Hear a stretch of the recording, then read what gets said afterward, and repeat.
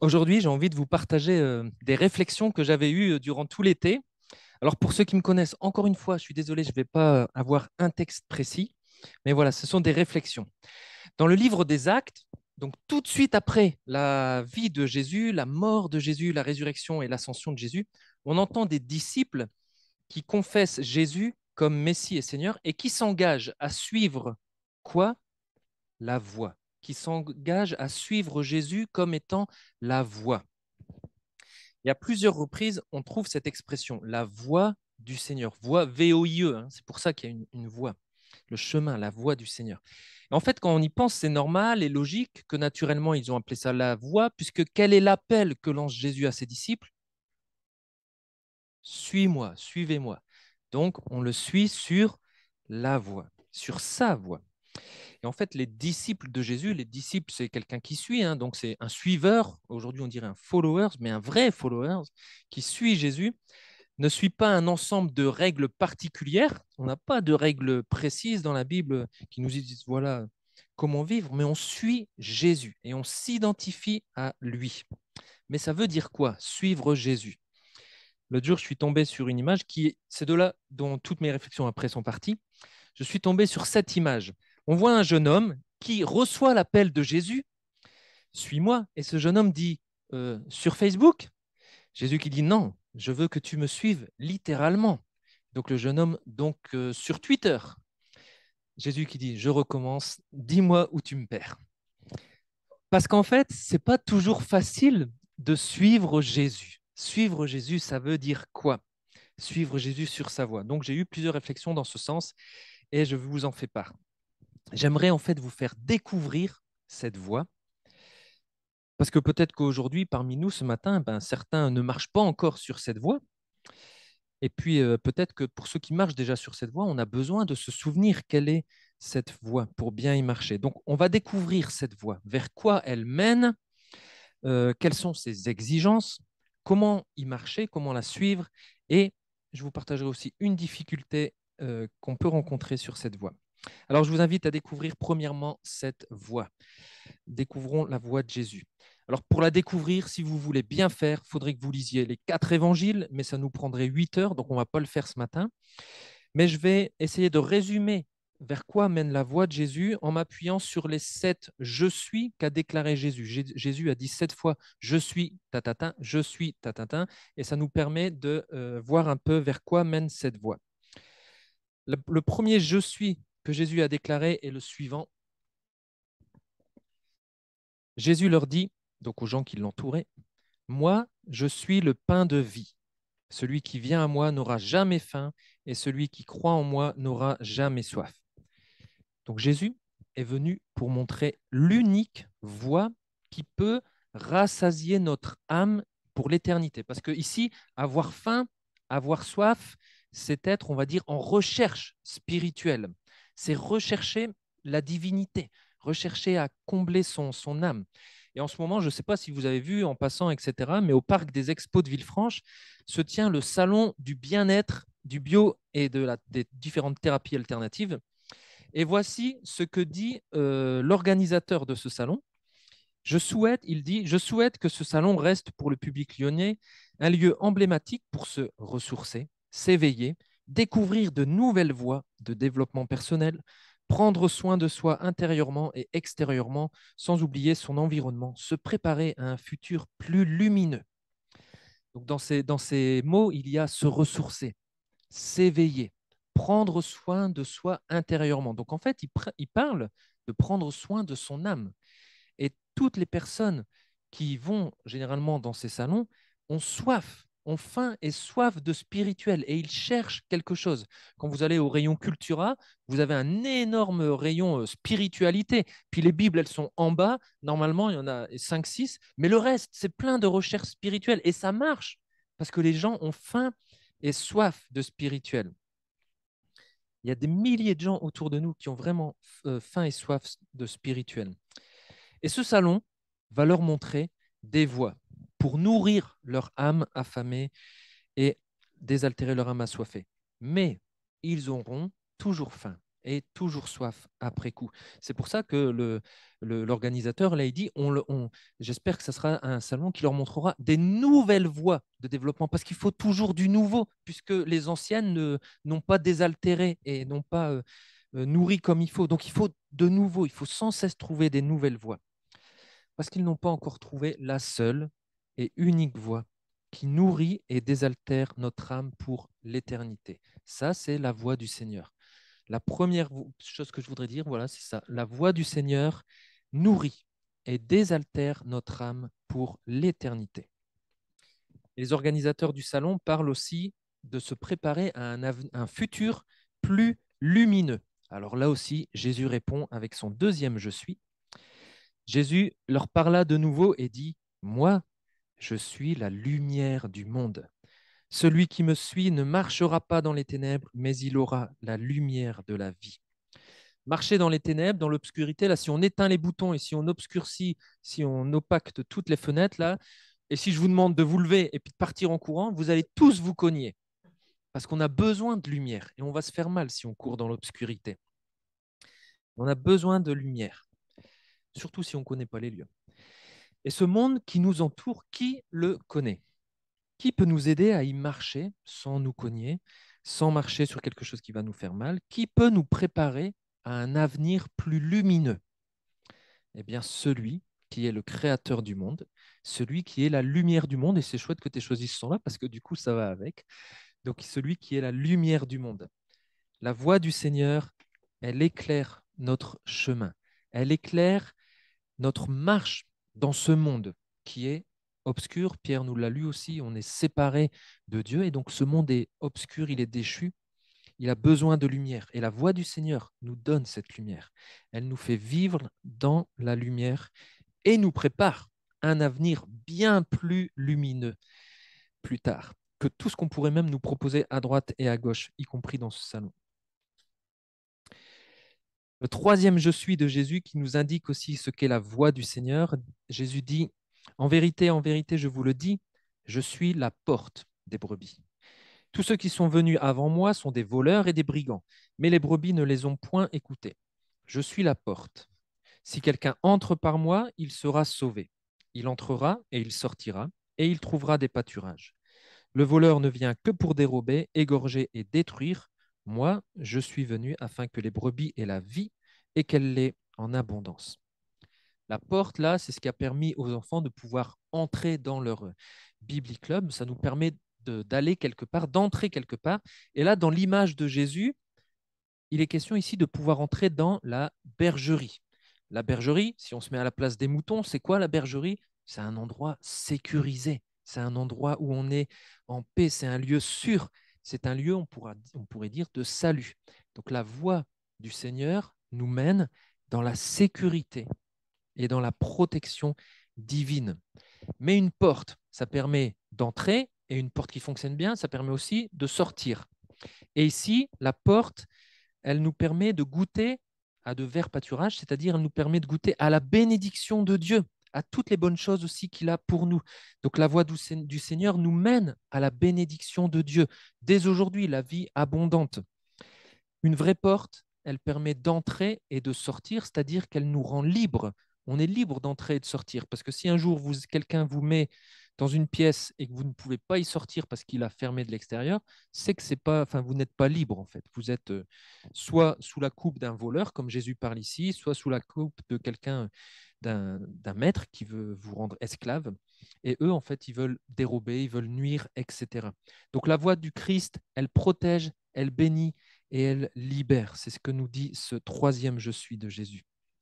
Elle libère, elle fait tout ça parce qu'on est aussi sur la voie du bon berger. Ça, c'est le quatrième je suis.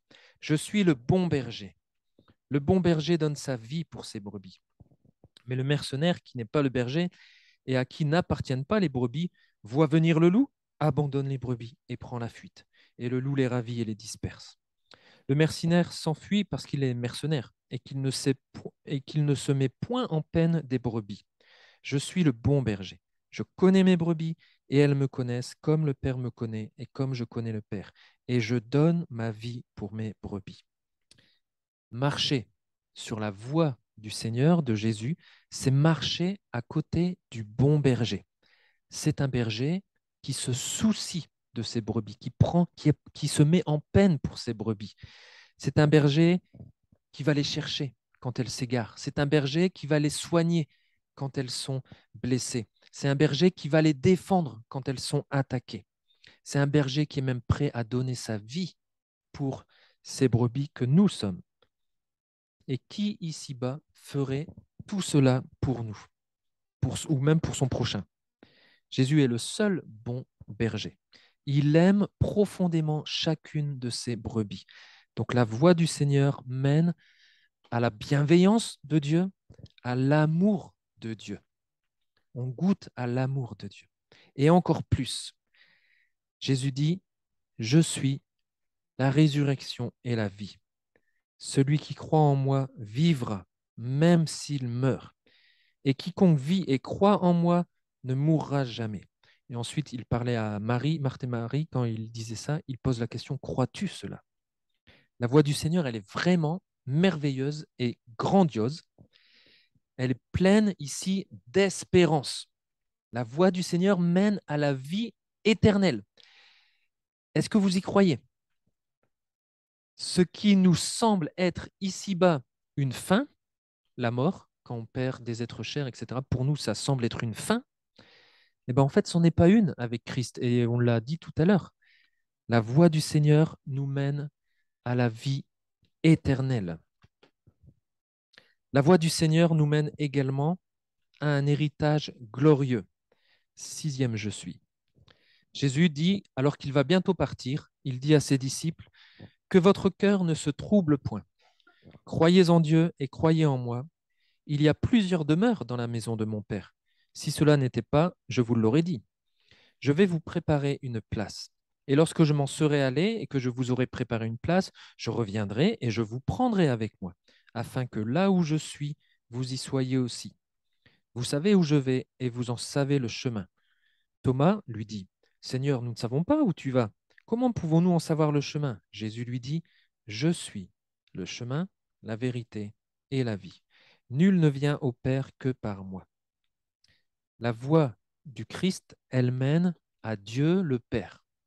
La voie du Christ, elle nous mène là où est Jésus. Et l'apôtre Paul disait, dans la lettre aux Philippiens, justement, il disait que là où est Jésus, c'est de loin le meilleur. Il n'y a pas de meilleur endroit où on puisse être qu'avec Jésus. Et la voie du Seigneur nous y conduit. Et en attendant, qu'est-ce qu'on fait? Parce qu'on n'y est pas encore dans cet héritage glorieux. On n'y est pas encore. Donc, qu'est-ce qui se passe sur terre en attendant? C'est le septième je suis de Jésus. Jésus dit, je suis le vrai cep et mon Père est le vigneron. Tout sarment qui est en moi et qui ne porte pas de fruit, il le retranche. Et tout sarment qui porte du fruit, il l'émonde, afin qu'il porte encore plus de fruits. Déjà, vous êtes purs, à cause de la parole que je vous ai annoncée. Demeurez en moi, et je demeurerai en vous. Comme le sarment ne peut de lui-même porter du fruit s'il ne demeure attaché au cep, ainsi vous ne le pouvez pas non plus si vous ne demeurez pas en moi. Je suis le cep, vous êtes les sarments. Celui qui demeure en moi et en qui je demeure porte beaucoup de fruits, car sans moi vous ne pouvez rien faire. La voie de Jésus, elle nous mène vers la vie éternelle, l'héritage, etc. Mais déjà, dès maintenant, elle nous mène vers une vie qui a du sens. Il y a plein de gens qui recherchent du sens à leur vie. Et la voie de Jésus, elle nous mène à une vie qui a du sens, à une vie qui porte du fruit, qui est pleine de belles choses à l'image de la vie que Jésus a vécue. Et c'est à lui qu'on s'attache et donc on va porter les mêmes fruits, on va porter le même sens dans notre vie que lui. Et on pourrait dire encore beaucoup plus sur la voie du Seigneur, mais je voulais déjà vous donner un aperçu. J'espère que c'est un bel aperçu de la voie du Seigneur. Quand on se met quand on se met à suivre la voie du Seigneur, on va vers tout ça. Et il y a des milliers d'hommes et de femmes qui ont choisi de suivre cette voie et qui ont tout donné pour suivre cette voie du Seigneur, même si cela leur coûtait. Et maintenant, j'aimerais du coup vous partager aussi les exigences de la voie du Seigneur. parce qu'elle n'est pas si simple que ça à suivre. Et il faut le savoir aussi, il y a des exigences. S'engager sur cette voie qui est merveilleuse, c'est vraiment bien, mais c'est pas anodin. C'est pas si simple que ça, et c'est pas non plus sans risque. Et Jésus a d'ailleurs toujours prévenu ses disciples, ceux qui allaient le suivre, voilà ce qui va aussi pouvoir vous attendre. Donc là aussi, si vous voulez, vous relisez les 4 évangiles, vous verrez bien tout ce qui peut nous attendre, mais je vais essayer de vous les résumer. Enfin, pour ma part, je vais vous résumer juste 2 exigences que je relève particulièrement peut-être pour notre époque à nous et dans notre Occident à nous. La première exigence, quand on s'engage sur la voie de Jésus, c'est qu'il faut être prêt à renoncer à ses biens matériels et à son confort. Jésus dit, pendant qu'il était en chemin, tous ces textes vont venir de l'évangile de Luc, où à un moment, de Luc 9 à Luc 15, on voit Jésus qui va pour son dernier voyage à Jérusalem et il forme ses disciples, ses suiveurs en même temps. Et il leur dit, soyez prêts à renoncer au matériel et au confort. Et il dit, un homme vient voir Jésus et dit, Seigneur, je te suivrai partout où tu iras.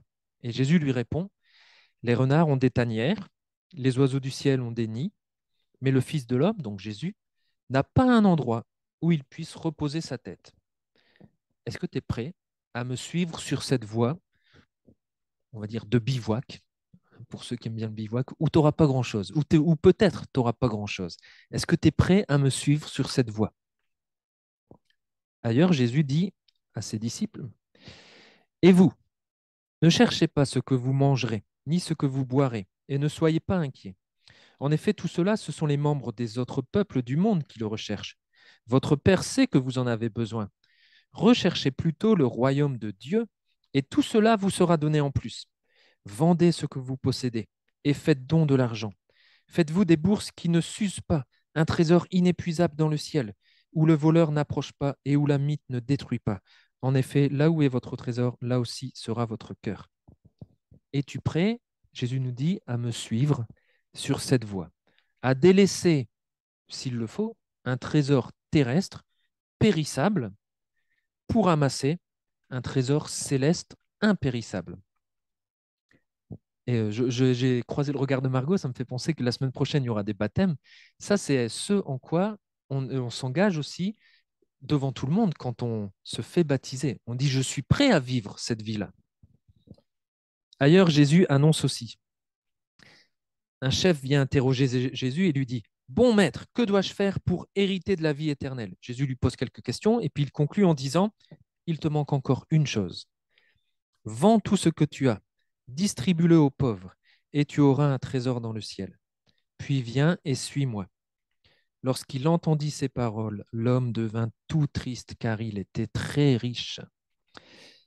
Pour suivre la voie de Jésus, es-tu prêt à renoncer à tes biens et à ton confort?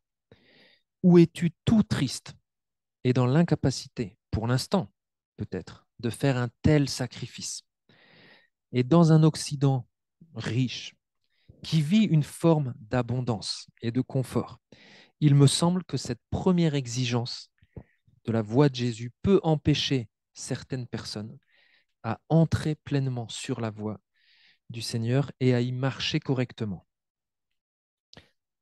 La deuxième exigence que j'aimerais relever, c'est que quand on s'engage sur la voie de Jésus, il faut être prêt à être rejeté et à souffrir, à être rejeté par sa famille peut-être, par ses amis, peut-être même par son pays, et peut-être être prêt à souffrir aussi.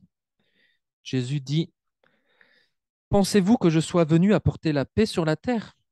Non, non, vous dis-je, mais la division. En effet, désormais, s'il y a 5 personnes dans une famille, elles seront divisées. 3 contre 2 et 2 contre 3, le père contre le fils et le fils contre le père, la mère contre la fille et la fille contre la mère, la belle-mère contre la belle-fille et la belle-fille contre la belle-mère. Jésus divise. Certains suivent Jésus et d'autres le rejettent. Et parfois, au sein d'une même famille, c'est ce qui arrive. Est-ce que tu es prêt à suivre la voie de Jésus-Christ, même si cela entraîne une division, une opposition? voir une persécution dans ta famille, dans ton couple, dans ton pays. Plus tard, Jésus dit à de grandes foules qui faisaient route avec lui, donc des disciples, ils le suivaient. Il se retourne vers eux et leur dit, si quelqu'un vient à moi sans me préférer à son père, sa mère, sa femme, ses enfants, ses frères et ses sœurs, et même à sa propre vie, il ne peut pas être mon disciple. Celui qui ne porte pas sa croix et ne me suit pas ne peut pas être mon disciple. Pour suivre la voie de Jésus, est-ce que tu es prêt à préférer Jésus à ta famille si celle-ci te rejette ou si celle-ci s'oppose à ce que tu suives la voie? Ça ne veut pas dire que c'est ce qui va arriver, mais est-ce qu'on va préférer Jésus à ce point-là? Es-tu prêt même à préférer Jésus par rapport à ta propre vie? Et pour les premiers chrétiens qui ont suivi Jésus, et pour de nombreux chrétiens encore aujourd'hui, suivre la voie du Seigneur, ça veut dire signer son arrêt de mort et être prêt à mourir dès la semaine qui suit. Dans les pays où la persécution est très forte, vous pouvez regarder la carte là-bas, et tous les pays rouges, eh ben, ils sont prêts à suivre Jésus, malgré que ça puisse leur coûter la vie.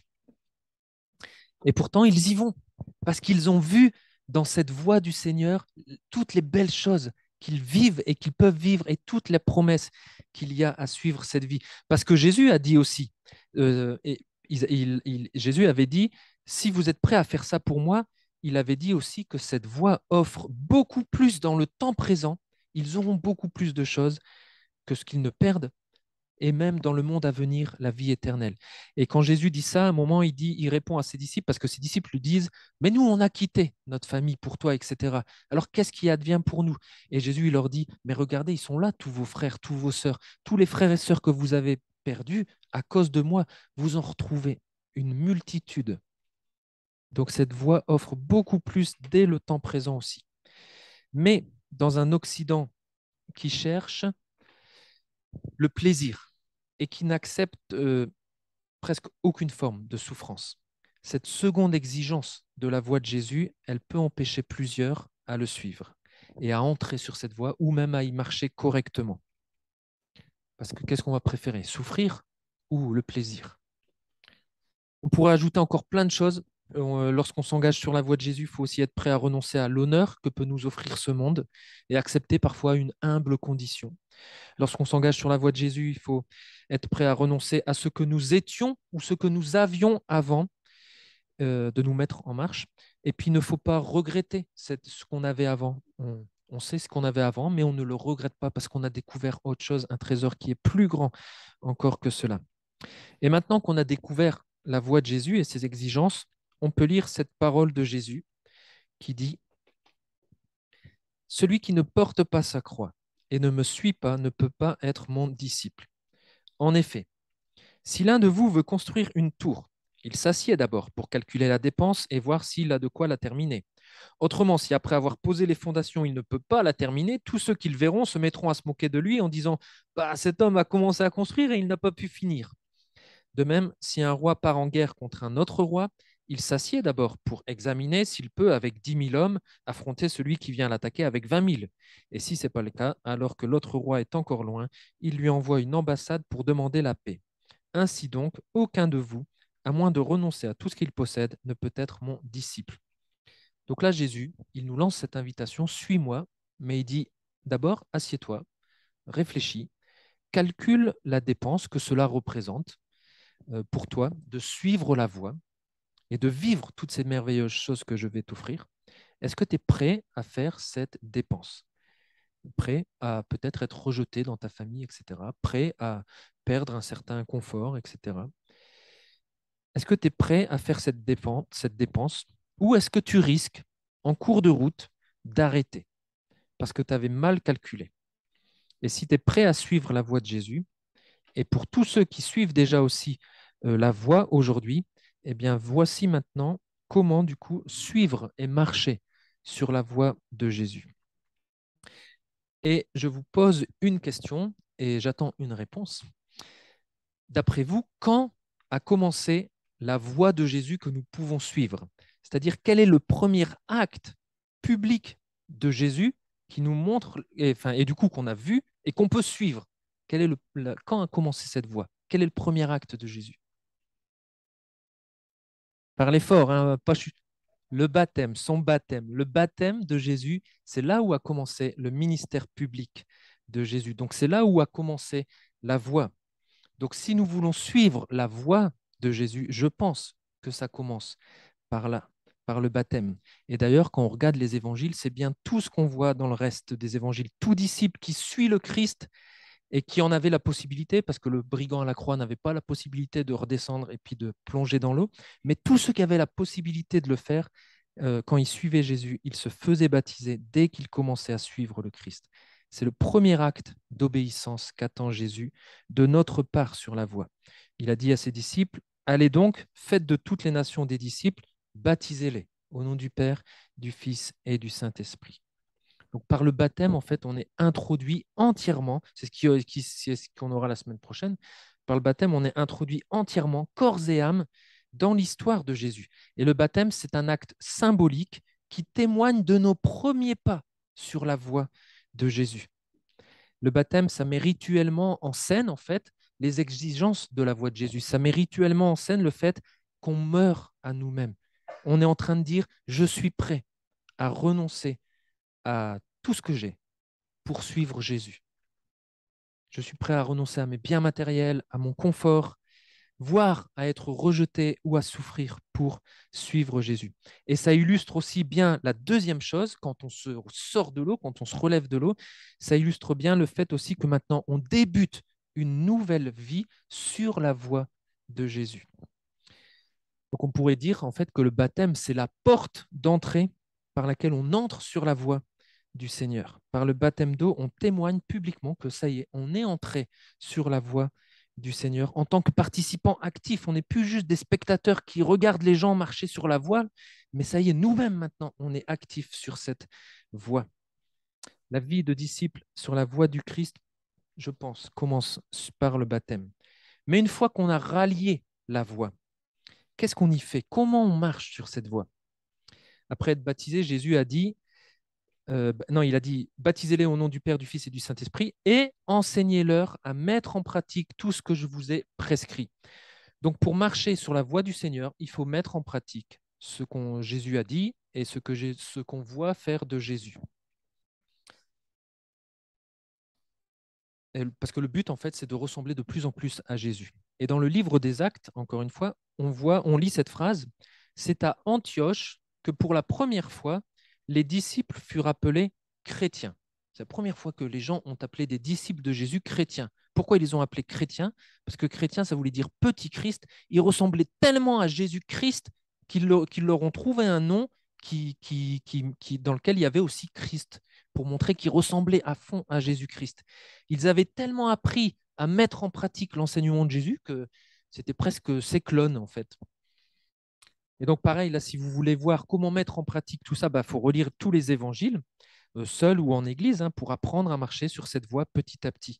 L'enseignement à mettre en pratique, il est très vaste, en fait, parce qu'il touche tous les domaines de notre vie et il touche toute la vie de Jésus. Et en études bibliques, du coup, c'est pour ça que le jeudi soir, là, on a décidé ça jeudi dernier, on a choisi d'étudier la lettre aux Éphésiens en faisant des focus, des ralentis sur la mise en pratique de certains domaines spécifiques pour ressembler à notre Seigneur dans ces domaines-là aussi. Par exemple, comment est-ce qu'on met en pratique ce que Jésus nous a enseigné concernant la dignité humaine? Comment est-ce qu'on met en pratique ce que Jésus nous a enseigné sur le respect de la création, le travail et le repos, la simplicité et le contentement, la justice sociale, la soumission aux autorités, la guerre et la paix, le mariage, la famille, le respect de la vie? Dans tous ces domaines, on veut apprendre à mettre en pratique ce que nous a dit Jésus et donc à vivre comme le Christ, pour suivre ses traces et marcher fidèlement sur sa voie. Donc ça serait difficile et impossible en fait de résumer l'enseignement de Jésus parce que, comme je l'ai dit tout à l'heure, il ne s'agit pas en fait de suivre un ensemble de règles particulières, parce qu'il y a plein de choses que nous, on vit à notre époque que les premiers chrétiens ne vivaient pas. Donc, ce n'est pas écrit dans la Bible comment on doit vivre ces choses-là, etc. Donc, on n'est pas appelé à suivre un ensemble de règles particulières, comme il peut y avoir dans d'autres religions. Sur la voie de Jésus, il s'agit de suivre Jésus et de s'identifier à lui. Mais néanmoins, Jésus a quand même résumé son enseignement à mettre en pratique de cette manière. Il a dit: tu aimeras le Seigneur ton Dieu de tout ton cœur, de toute ton âme et de toute ta pensée. C'est là le premier commandement et le plus grand. Et voici le deuxième qui lui est semblable. Tu aimeras ton prochain comme toi-même. Donc marcher sur la voie du Seigneur, c'est apprendre chaque jour à mettre en pratique cela. Aimer Dieu, aimer son prochain. Puis ensuite, ça se décline en plein de choses. Et maintenant, j'aimerais terminer avec ce qui me semble être une difficulté de la voie du Seigneur. Jésus a dit: entrez par la porte étroite. En effet, large est la porte, spacieux le chemin menant à la perdition, et il y en a beaucoup qui entrent par là, mais étroite est la porte, resserré le chemin menant à la vie, et il y en a peu qui les trouvent.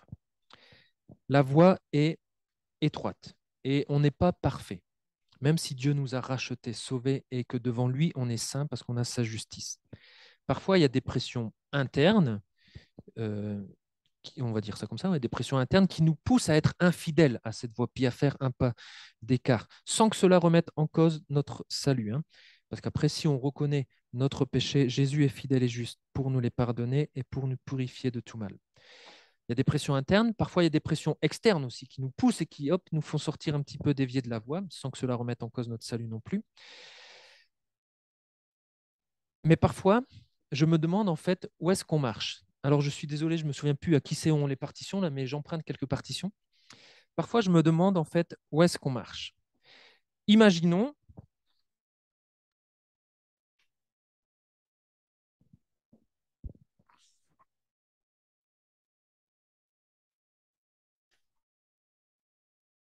imaginons que ça, c'est la voie du Seigneur. Elle est étroite, ok? Dites-moi si je marche sur la voie du Seigneur. Oui? Ok. Ah, merci. Dites-moi si je marche sur la voie du Seigneur. Je ne marche pas sur la voie du Seigneur. Maintenant, dites-moi si je marche sur la voie du Seigneur. Comment? Mais est-ce que je marche dessus? Non, je ne marche pas dessus. Mais parfois, je me demande si nous ne sommes pas un peu dans ce dernier cas. On est très proche de la voie du Seigneur. On ressemble à un disciple de Jésus-Christ parce qu'on voit bien comment les autres marchent et nous, on est très proches. Mais en fait, je ne suis pas encore dedans. C'est comme ce disciple dans cette petite BD. Il porte sa croix. Vous voyez, il porte sa croix. Et puis, il dit à Jésus, au Seigneur: Seigneur, cette croix est bien trop lourde. C'est trop dur de suivre ta voie. Peux-tu la raccourcir un peu? Peux-tu rendre ta voie un peu plus facile? Et il coupe lui-même un peu de sa croix. Il arrange la voie du Seigneur à sa sauce. Il marche légèrement à côté de la voie. Il avance encore un peu dans la vie, il avance dans la vie, tac, tac, tac. Et puis il redemande de nouveau: Seigneur, peux-tu la raccourcir encore un peu? J'arriverai plus facilement à la porter. Et il arrange encore un peu la voie à sa manière. Et là, forcément, c'est bien plus facile à porter, c'est bien plus facile à vivre. Seigneur, je te suis infiniment reconnaissant. Mais finalement, est-ce qu'il suit vraiment la voie du Seigneur? Est-ce qu'il porte vraiment sa croix? Il arrive devant un gouffre, peut-être que c'est la fin de sa vie, peut-être que c'est sa mort, peut-être que c'est le moment de rejoindre Dieu. Mais maintenant, sa croix est trop courte, impossible de passer ce gouffre, de franchir ce gouffre, alors que les autres qui ont la vraie croix originelle passent ce gouffre. Pour ce disciple, le prix à payer pour suivre la voie était devenu trop dur. Ce disciple, il a l'apparence de la piété, mais il renie ce qui en fait la force. Il marche tout près de la voie, mais il renie ce qui en fait la force. Ce disciple, en fait, il a voulu construire une tour, mais sans réfléchir à la dépense, et il n'a pas pu finir. Et je pense que la difficulté est réelle pour nous. Entre la souffrance et le plaisir, aujourd'hui, qu'est-ce qu'on va choisir? Le plaisir, dans la plupart des cas. Mais alors, quand sur la voie de Jésus, par amour pour Dieu ou pour mon prochain, je vais devoir renoncer à un bien ou à un confort, etc., et donc humainement souffrir, qu'est-ce que je vais choisir? Quand sur la voie de Jésus, par amour pour Dieu ou pour mon prochain, je vais devoir être rejeté et donc souffrir humainement, qu'est-ce que je vais choisir? Un jour, l'apôtre Paul a dit ceci à l'église de Corinthe. Examinez-vous vous-même pour savoir si vous êtes dans la foi. Mettez-vous vous-même à l'épreuve. Ne reconnaissez-vous pas que Jésus-Christ est en vous, à moins peut-être que vous ne soyez disqualifié? Et j'ai envie de paraphraser cette phrase en nous disant à nous, examinons-nous nous-mêmes pour savoir si nous sommes dans la voie. Mettons-nous nous-mêmes à l'épreuve. Où est-ce qu'on est disqualifié et qu'on court une mauvaise course? Parce que si on court sur une autre voie, ben on court la mauvaise course. Donc par rapport à tout ce qui a été dit, voilà, où est-ce que je marche? Sur la voie du Christ, avec ses exigences, ou sur ma propre voie, avec mon accommodement à ma sauce, quoi. En gardant ce qui me va bien de la voie de Dieu, du Seigneur, mais en enlevant ce qui me plaît un peu moins. En fait, depuis le début de l'histoire, et je termine avec ça, de l'histoire humaine, Dieu a toujours mis devant nous deux voies, l'une qui mène à la vie et l'autre qui mène à la mort. Ça commence avec Adam et Ève, deux arbres, l'arbre de vie et l'arbre de la connaissance du bien et du mal qui donnent la mort. Une voie qui donne la vie, une voie qui donne la mort.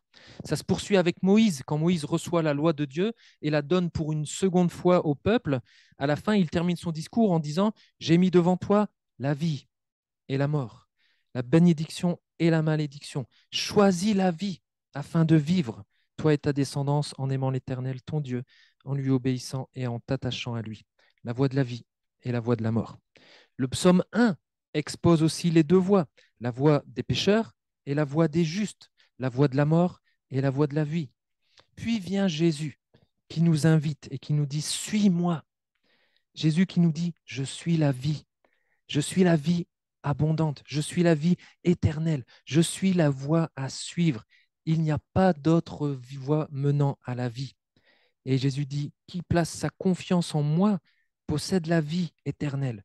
Qui ne met pas sa confiance en moi ne connaît pas la vie. Il reste sous le coup de la colère de Dieu, la mort.